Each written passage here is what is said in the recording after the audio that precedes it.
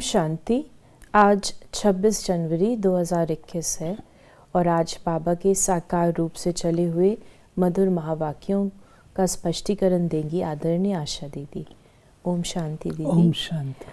बाबा ने कहा, मीठे बच्चे, ब्रह्मा बाबा शिव बाबा का रथ है, दोनों का इकट्ठा पाठ चलता है, इसमें ज़रा भी संशय नहीं आना चाहिए। ये बात बाबा ने कुछ दिन पहले की मुरली में भी कही थी। कुछ बच्चे सोचते रहते हैं शिव बाबा ने बोला या ब्रह्मा ने बोला, तो बाबा कहते हैं दोनों का पाठ इकट्ठा चलता है। जैसे आत्मा और शरीर दोनों इकट्ठे हैं, ऐसे शिव बाबा और ब्रह्मा रथ दोनों इकट्ठे हैं, हम उनको सेपरेट नहीं कर सकते हैं। तो उनके द्वारा जो पाठ चलता है, बाबा कहते हैं उसको वैसा ही देखो, वैसा ही जानो, वैसा ही समझो, उसमें ज़्यादा अपनी बुद्धि मत लगाओ ये शिव बाबा है, ब्रह्मा है, कौन है। प्रश्न है, मनुष्य दुखों से छूटने के लिए कौन सी युक्ति रचते हैं जिसको महापाप कहा जाता है। मनुष्य जब दुखी होते हैं तो स्वयं को मारने के अनेक उपाय सोचते हैं, जीव घात करने की सोचते हैं, समझते हैं इससे हम दुखों से छूट जाएंगे, परंतु इन जैसा महापाप और कोई नहीं, वह और ही दुखों में फंस जाते हैं, क्योंकि ये है ही अपार दुखों की दुनिया। तो बात है अपार दुखों की दुनिया में सुख की इच्छा रखना, शांति की इच्छा रखना व्यर्थ है। जो भी कर्म करेंगे हम उसका फल मिलेगा, और कर्म जो हम करते हैं तो देह अभिमानवश करते हैं, जिसको विकर्म कहते हैं, तो विकर्म से तो दुख ही मिलेगा ना। इसलिए बाबा ने कहा सभी लोग ऐसा करते हैं, कोई एक आधा नहीं, सभी ऐसा कर रहे हैं, तो इसलिए ये अपार दुखों की दुनिया बनती है।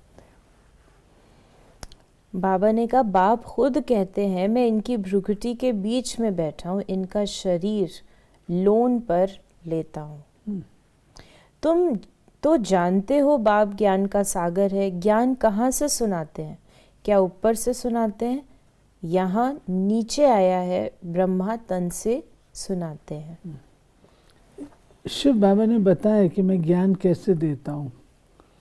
मुझे कहते हैं पार ब्रह्म परमेश्वर, सातवें आसमान में रहने वाला, लेकिन काम तो मुझे इस धरती पर करना है ना।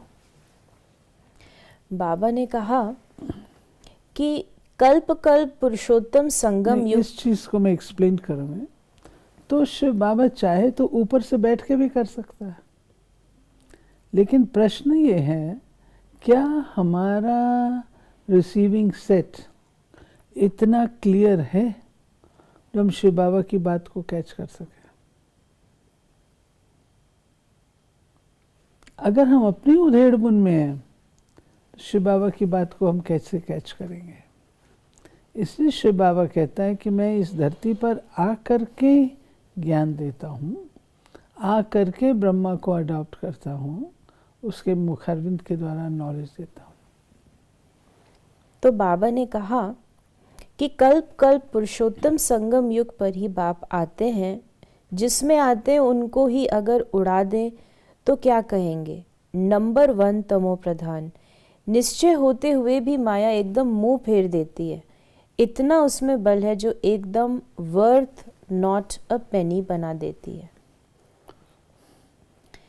फिर बाबा ने कहा, इस समय तुम बाप की याद से विषय सागर से क्षीर सागर में जाते हो। उन्होंने भक्ति मार्ग में ढेर कथाएं बना दी हैं।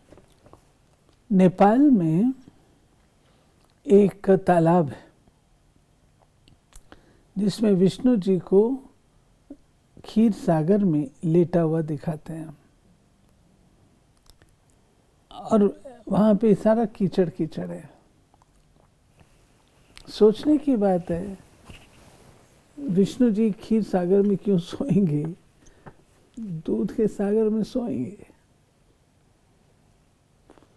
ये प्राचुर्य वहाँ पर होता है, उस बात की निशानी है। वहाँ पर हर चीज़ अथाह होती है, कमी नहीं होती। इसलिए उनको क्षीर सागर में लेटा हुआ बता दिया। परंतु बाबा कहता है ये दुनिया है विषय सागर और वो है क्षीर सागर, बीच में है दुआओं का सागर, इससे हमें पार होना है।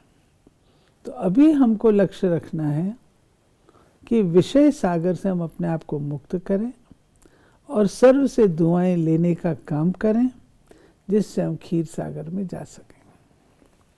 बाबा ने कहा ऐसे भी ब्रह्मा कुमार कुमारियां खुद निश्चय में नहीं, दूसरों को सुनाते रहते हैं, इसलिए कहाँ कहाँ सुनाने वाले से भी सुनने वाले तीखे चले जाते हैं। पंडित झूठा निकल पड़े तो उनको कौन प्यार करेंगे। फिर बाबा ने कहा कि एक तरफ लड़ाई होगी, दूसरे तरफ कर्मातीत अवस्था होगी, पूरा कनेक्शन है, फिर लड़ाई पूरी हो जाने से ट्रांसफर हो जाएंगे। ये बाबा सारी प्रोसेस बता रहे हैं कैसे ट्रांसफॉर्मेशन होता है। बाबा ने कहा कि इसमें अंतर्यामी की कोई बात नहीं, अभी तो कर्मातीत अवस्था हुई नहीं है, आसुरी बातचीत चलन आदि सब प्रसिद्ध हो जाता है, तुम्हें तो दैवी चलन बनानी है, देवताएं सर्वगुण संपन्न है ना। लोगों की जो मान्यता है परमात्मा के प्रति कि वो कण कण में है, वो हर चीज़ जानता है, पहचानता है, हमें समझता है, तो सब जगह विद्यमान है, इसलिए वो अंतर्यामी है। अब सवाल ये है, अगर वो सब जगह है और साथ में सब कुछ जानता है तो कौन सी बड़ी बात हुई। यदि हम भी सब जगह व्याप्त हों तो हम भी सब कुछ जान लेंगे, तो कोई बड़ी बात नहीं। बड़ी बात तब है जब वहाँ वो उपस्थित नहीं है और तब भी वो जानता है। तो शिव बाबा कहता है कि मुझे अंतर्यामी होने की ज़रूरत ही नहीं है, और ना ही तुम्हारे दिलों को बैठ करके मुझे जानने की ज़रूरत है। मैं मोटे रूप से जानता हूँ तुम्हारे दिलों में क्या बसता है, कोई बढ़िया बातें तो बसती नहीं, तो मैं अपना ध्यान उन बातों क्यों लगाऊं भी क्यों। मैं तुम बच्चों को आकर ज्ञान देता हूँ जिससे परिवर्तन होता है, वो बात बाबा कहते हैं मैं आके करता हूँ। उसमें जो सद्बुद्धि बच्चे हैं उस चीज़ को कैच करके अपना परिवर्तन करते हैं। विनाश जरूर होना है, एक धर्म की स्थापना बाप आकर कराते हैं, राजयोग भी सिखाते हैं, बाकी सब अनेक धर्म खलास हो जाएंगे। गीता में कुछ दिखाया नहीं है, 5 पांडव और कुत्ता हिमालय पर गल गए, फिर रिजल्ट क्या, प्रलय दिखा दी। श्रीमद् भगवद गीता प्रॉमिस करती है कि इसके बाद तुम राजाओं के राजा बनोगे, स्वर्ग जीवन मुक्त पद की प्राप्ति होगी, आदि आदि।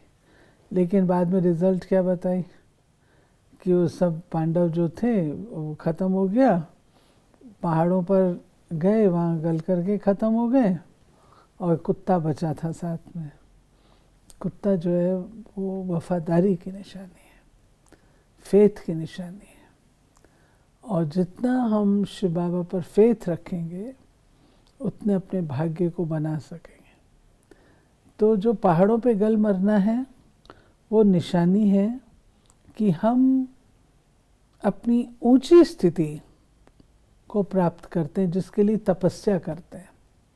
गलना अर्थात तपस्या करना, श्रेष्ठ स्थिति के लिए तपस्या करते हैं, और उसके बाद हम चले जाते हैं और नया जीवन मुक्त पद फिर हमको नए युग में मिलता है। बाबा ने कहा कि ये खेल का राज बाप बैठ समझाते हैं। बाप नॉलेजफुल बीज रूप है, चैतन्य है, वही आकर समझाते हैं। बाप ही कहेंगे सारे कल्प वृक्ष का राज समझा।